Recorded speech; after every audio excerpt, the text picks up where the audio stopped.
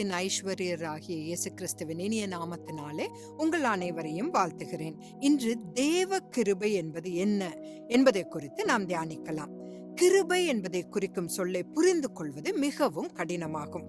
பழைய ஏற்பாட்டில் ஆதியாகமம் 6வது அதிகாரம் 8வது வசனத்தில் நோவாவுக்கோ கர்த்தருடைய கண்களில் கிருபை கிடைத்தது என்று எழுதப்பட்டுள்ளது.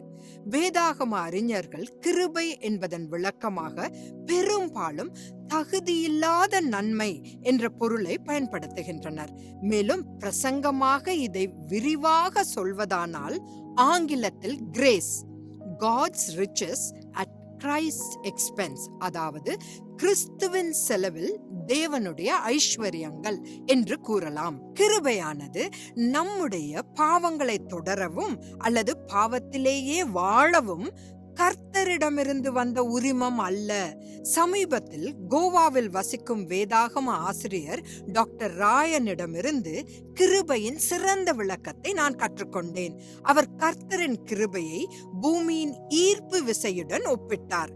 மேலே எதை எறிந்தாலும் அது நிலத்திற்கு இழுத்து கொள்ளப்படும் என்பது கர்த்தர் உருவாக்கிய ஒரு விதி. சர் ஐசக் நியூட்டன் ஒரு ஆப்பிள் மரத்திலிருந்து விழுந்ததை பார்த்தபோது கர்த்தர் அவருடைய கண்களை திறந்தார். அது போலவே புதிய ஏற்பாட்டில் மனிதனின் எந்த ஈடுபாடு அல்லது பங்கெடுப்பு இல்லாமலேயே கர்த்தர் தனது ஒரே பேரான குமாரனை நமக்காக மரிக்க கொடுத்து இந்த கிருபையை வாங்கினார். இதற்காக நாம் எதையும் செய்யவில்லை. ஒவ்வொரு மனிதனும் இந்த கிருபையை தவறாக பயன்படுத்தக்கூடாது என்று கர்த்தர் விரும்புகிறார்.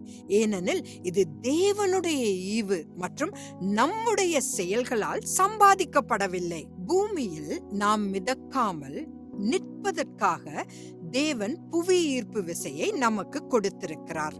ஆனால் கிருபை என்ற பெயரில் ஒரு கட்டிடத்தின் 5வது மாடியிலிருந்து குதிக்க நாம் முயற்சிக்க கூடாது.